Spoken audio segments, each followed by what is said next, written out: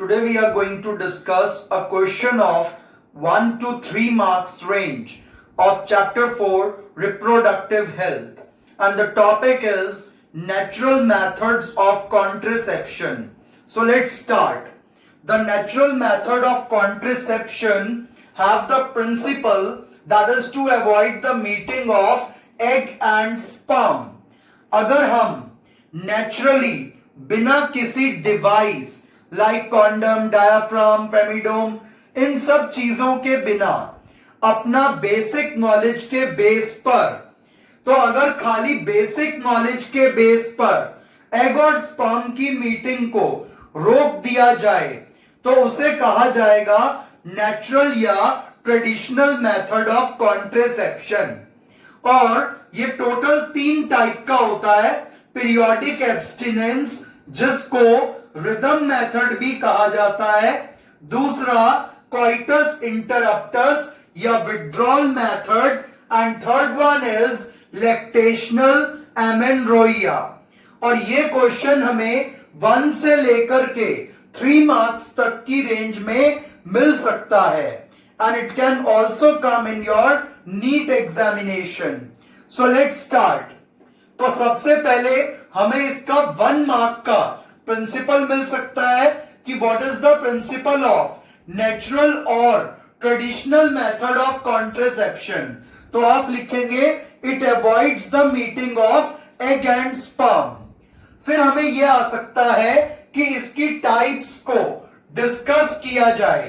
तो जो first type है दैट इज पीरियोडिक एब्स्टिनेंस और rhythm method. In this method, the couple avoids or abstain from coitus from day 10th to 17th of menstrual cycle because ovulation occurs during this period.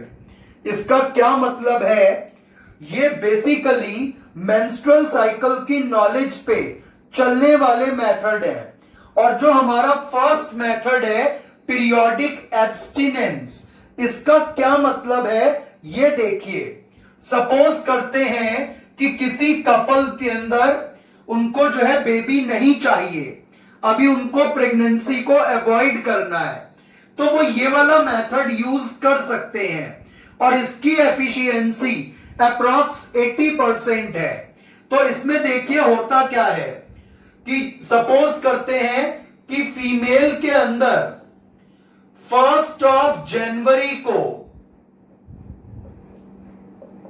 Menstrual cycle start हुई, तो अगर किसी female में 1 जनवरी को menstrual cycle start हुई है तो वो कंप्लीट होगी जाकर के 28 जनवरी को। तो मेंस्ट्रुअल साइकिल स्टार्ट कब हुई? 1 जनवरी। कंप्लीट कब होगी? 28 जनवरी। और एग रिलीज कब होता है? Near the mid of the cycle. तो 13th और 14th जनवरी के पास क्या रिलीज होगा? एग। तो क्या था? मेंस्ट्रुअल साइकिल स्टार्ट हुई 1 जनवरी को, कंप्लीट होनी थी 28 जनवरी को, और एग रिलीज हुआ है 13th और 14th जनवरी के आसपास। अब हम ये जानते हैं कि जो एग की लाइफ है वो 1 to 2 days की होती है और स्पर्म की life inside the female reproductive tract 3 days की होती है। तो in total 4 to 5 days main खतरा रहता है फर्टिलाइजेशन होने का। तो अगर एग 13th को रिलीज हो रहा है तो आप ये मान के चलिए कि 10th से लेकर के 17th तक थोड़ा सा खतरा है किस चीज का? फर्टिलाइजेशन का। अगर कोई कपल 10 तारीख के आसपास 10th जनवरी के आसपास कॉप्युलेट करता है तो 17th जनवरी तक यह खतरा बना रह सकता है कि फर्टिलाइजेशन हो जाए। तो अगर कोई कपल 10th से लेकर के 17th डे ऑफ एमसी को अवॉइड कर दे, कि इस पीरियड में वो कपल सेक्स ना करे, तो बच्चा होने के चांस कम हो जाते हैं। क्योंकि एग कब रिलीज हो रहा है, 13th या 14th के पास। तो ये हर फीमेल को पता होता है कि उसकी मेंस्ट्रुअल साइकिल कब स्टार्ट होने वाली है। तो जिस दिन मेंस्ट्रुअल साइकिल स्टार्ट हुई उसके 10 दिन के बाद अगर कोई फीमेल सेक्स करती है तो 10वें दिन से लेके 17वें दिन के बीच में, इस 1 वीक के टाइम पीरियड में फर्टिलाइजेशन के चांसेस मैक्सिमम होते हैं, क्योंकि ये पीरियड फर्टाइल पीरियड कहलाता है।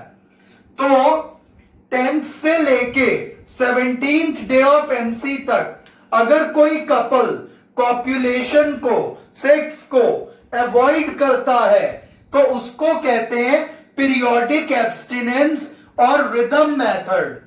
तो यानी कि मेंस्ट्रुअल साइकिल के पहले 10 दिन और आखिरी के 10 दिन ये सेफ टाइम है सेक्स करने के लिए।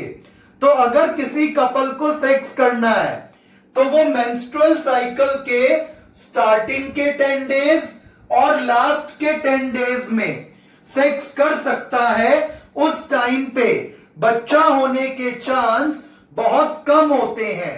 लेकिन अगर कोई कपल 10th डे से लेके 17th डे के बीच में सेक्स करता है तो बच्चा होने के चांस बहुत ज्यादा होते हैं, क्योंकि उसी टाइम एग रिलीज होता है 10th से 17th डे के मिड में, और स्पर्म 3 डेज तक वहां रुक सकते हैं। तो ये 5 to 6 डेज थोड़ा सा क्रिटिकल होते हैं। तो अगर किसी कपल को प्रेगनेंसी अवॉइड करनी है तो उन्हें मेंस्ट्रुअल साइकिल के 10वें दिन से लेके 17th डे तक सेक्स को अवॉइड करना चाहिए, और इस मेथड को कहते हैं पीरियोडिक एब्स्टिनेंस और रिदम मेथड। तो ये मेथड ये कहता है कि 10th डे से लेकर के 17th डे तक सेक्स को अवॉइड कर दो। अगर इस टाइम पीरियड में 10वें से 17वें दिन के बीच में अगर कोई कपल सेक्स करेगा तो उनका बच्चा होने के चांस बहुत ज्यादा होंगे। और क्योंकि उस टाइम पर क्या होता है, ओव्यूलेशन, और ओव्यूलेशन का टाइम जज करने के लिए अब ओव्यूलेटरी टेस्ट किट मार्केट में अवेलेबल हैं।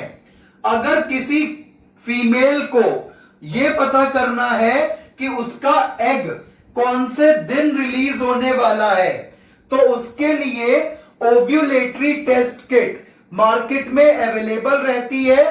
फीमेल जो है इस टेस्ट किट की हेल्प से पता लगा सकती है कि उसका एग कब रिलीज होने वाला है और वो उस टाइम पे सेक्स ना करे, क्योंकि अगर उस टाइम सेक्स करेगी तो उसके अंदर प्रेगनेंसी के चांस बन जाएंगे।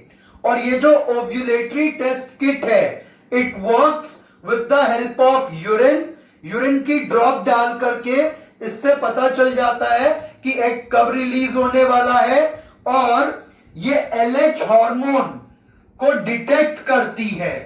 तो आपको ये ध्यान रख के चलना है फर्स्ट मेथड में। तो अगर कोई कपल 10th डे से 17th डे ऑफ एमसी को अवॉइड कर दे सेक्स करने के लिए, कॉपुलेट करने के लिए, तो बच्चा होने के चांसेस कम हो जाते हैं। और फर्स्ट 10 डेज और लास्ट के days they are safe time for doing sex, but it is not 100% sure method. The next method is coitus interruptus. ये मेथड टोटली मेल पे डिपेंड करता है।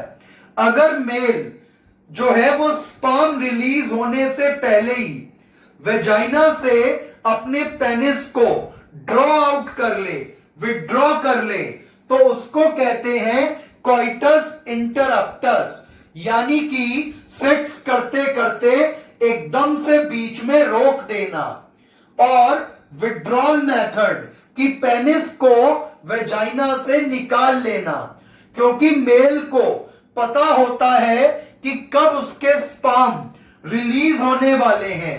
मेल को आइडिया लग जाता है, और उस आइडिया लगते ही अगर मेल अपने पेनिस को निकाल ले वेजाइना से फीमेल के, तो उसको कहते हैं कोइटस इंटरप्टस या विड्रॉल मेथड। लेकिन इन मेथड के चांसेस फेल होने के बहुत ज्यादा रहते हैं, क्योंकि कारण क्या है कि जो मेल का बल्बो यूरेथ्रल ग्लैंड है उससे थोड़ा बहुत फ्लूइड सिक्रीट होता है which works like a lubricant, और उसके साथ भी थोड़े बहुत स्पर्म रिलीज होते रहते हैं, तो उससे भी प्रेगनेंसी के चांस बन सकते हैं। तो ये जो सेकंड मेथड है कोइटस इंटरप्टस, इसके फेल होने के चांसेस सबसे ज्यादा रहते हैं, और फिर भी ये यूज किया जाता है। तो अगर कोई मेल पेनिस को वेजाइना से सेक्स करते करते अचानक निकाल ले just before the release of sperm, then it is called coitus interruptus और withdrawal method. The next is lactational amenorrhea. ये थर्ड मेथड है, और ये भी अप्रोक्सीमेट 2000 ईयर्स से ये मेथड यूज होता आ रहा है। और इस मेथड में क्या होता है कि बच्चा पैदा होने के बाद, यानी कि आफ्टर पार्चुरेशन, किसी फीमेल का अभी बेबी हुआ है, तो वो फीमेल नेक्स्ट 6 मंथ्स तक अपने बेबी को लैक्टेट कराती है, यानी कि दूध पिलाती है। तो जब किसी फीमेल का बेबी हुआ तो उसके अगले 6 महीने तक अगर वो फीमेल अपने छोटे बच्चे को दूध पिलाए, तो दूध पिलाते समय जो प्रोलैक्टिन हार्मोन है उसका लेवल हाई रहता है, क्योंकि मिल्क का प्रोडक्शन और ब्रेस्ट को मेंटेन करने में प्रोलैक्टिन हार्मोन की काफी जरूरत पड़ती है। और ये जो प्रोलैक्टिन हार्मोन है, अगर इसका लेवल हाई रहेगा तो ये ईस्ट्रोजन को लो कर देगा, और अगर ईस्ट्रोजन लो हो गया तो एलएच का रिलीज रुक जाएगा। तो ध्यान से समझिए, जिस समय किसी फीमेल ने बच्चे को बर्थ दिया, बच्चा पैदा होने से लेकर के अगले 6 महीने तक मदर बच्चे को फीड कराएगी, और जब मदर बच्चे को फीड कराती है तो फीड कराने को हम लैक्टेशन कहते हैं, और लैक्टेशन के टाइम पर प्रोलैक्टिन हार्मोन का लेवल हाई रहता है। अगर इसका लेवल हाई रहेगा तो ईस्ट्रोजन का लेवल डिक्रीज हो जाएगा, जीएनआरएच का लेवल भी डिक्रीज हो जाएगा, जिससे एलएच हार्मोन रिलीज नहीं होगा। और अगर एलएच रिलीज नहीं हुआ तो ओव्यूलेशन भी रुक जाएगा, एग रिलीज नहीं होगा। तो जब कोई फीमेल एक बच्चे को बर्थ देती है तो उससे अगले 6 महीने तक उस फीमेल में एग रिलीज होने के चांसेस बहुत कम होते हैं। और अगर कोई फीमेल उस टाइम पे सेक्स करती है, कॉपुलेट करती है, तो उसका बच्चा नहीं होगा। और इस मेथड को कहा जाता है लैक्टेशनल एमेनोरिया। और ये मेथड 2011, 14 और दिल्ली बोर्ड में 2019 में इस पर क्वेश्चन आया हुआ है। तो it is very important for your board exam. तो जिस टाइम कोई मदर अपने बच्चे को इंटेंस लैक्टेट कराती है कि दिन में कई बार दूध पिलाती है, तो उस टाइम पे ये हार्मोन का लेवल हाई हो जाएगा। इसके कारण ईस्ट्रोजन का लेवल लो हो जाएगा और उसकी वजह से LH रिलीज नहीं होगा, और अगर LH रिलीज नहीं हुआ तो ओव्यूलेशन भी रुक जाएगा, और अगर एग ही नहीं आया, अगर ओव्यूलेशन ही नहीं हुआ तो बेबी होने के चांसेस नहीं है।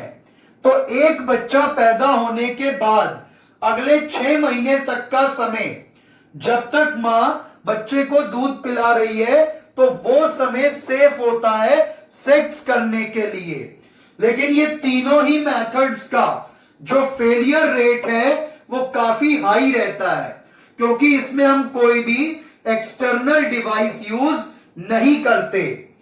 तो पहला मेथड था पीरियोडिक एब्स्टिनेंस, जिसमें कपल को मेंस्ट्रुअल साइकिल के 10th डे से 17th डे के बीच में सेक्स अवॉइड करना चाहिए। दूसरा मेथड है कोइटस इंटरप्टस, कि सेक्स करते समय मेल अचानक से अपने पेनिस को वेजाइना से निकाल ले और उनका बेबी तब भी रुक सकता है। और तीसरा लैक्टेशनल एमेनोरेया, कि जब कोई फीमेल का एक बेबी हो जाता है तो अब अगले 6 महीने तक एग रिलीज होने के चांसेस बहुत कम होते हैं, तो वो पीरियड भी सेफ पीरियड है फॉर सेक्स। तो अगर किसी कपल को बेबी नहीं करना है, प्रेगनेंसी को रोकना है, तो उसके लिए ये तीनों नेचुरल मेथड्स इजीली करे जा सकते हैं। Thank you.